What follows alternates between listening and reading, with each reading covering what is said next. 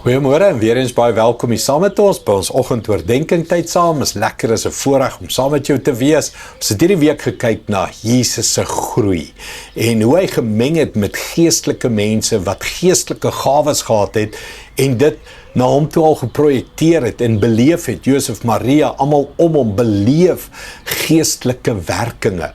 En vandag is dit amper, ek wil sê, vreemd, weird vir baie mense, geestelike gawes, doping met die gees, al hierdie geestelike woorde en tale, is baie weird vir baie mense, en dit hoef nie te wees nie. Dis alledaags, dis die drie enige God wat in jou werk en binne in jou werk. Vandag se skrif 1 Korintiërs 12 vers 1, ek weet dis nie 'n Kersfees skrif nie, maar dit gaan oor die gawes wat jy moet leer ken. Hy sê, en nou broers en susters, kom ek by julle volgende navraag, naamlik oor gawes van die Gees.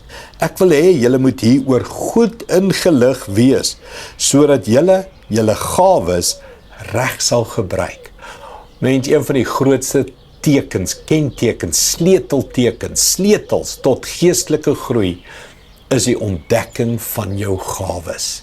Die ontdekking van wat het God in jou geplant om sy koninkryk te laat groei en uitbrei.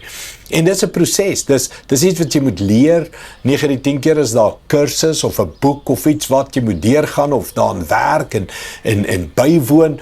Daar's definitief iets wat ons gister en vroeër al gesê het, jy moet meng met geesvervulde mense, jy moet in die atmosfeer kom, kultuur kom. Ek dink terug aan koning Saul, hy wil gaan en hy wil Dawid aanval, maar hy kom by die profeet Samuel, en dan net omdat hy in die profeet se teenwoordig is, begin Saul ook te profeteer. Jy sien, daar's krag in waar jy meng. As jou beste 5 vriende nie hulle geestelike gawes ken nie, is daar 'n goeie kans dat jy ook gaan sukkel om jou gawes te ontdek. Mense, maak seker jy meng met mense wat jou kan help met hierdie ontdekking. Maak afspraak by die kerk, maak afspraak met die pastore en predikante, maak afspraak met wie jy moet, maar ontdek hierdie geestelike gawe. Moenie ongelig wees nie, want dan gaan jy nie weet hoe om hierdie gawes te gebruik en die vrug daarvan en die vreugde daarvan en die lewensverandering en die vervulling daarvan gaan jy nooit geniet nie. Ek nooi jou, ontdek jou geestelike gawe. Kom ons bid saam. Hemelse Vader, baie dankie. U het vir elkeen van ons 'n gawe gegee.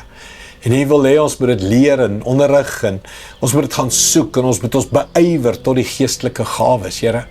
En nou kom ons en ons bid, Here, ons wil meng met mense, ons wil soek na mense, stuur ons, bring mense ons pad langs wat gesprekke daaroor het, en ewe skielik kan dit losbreek binne in my. Jesus groei.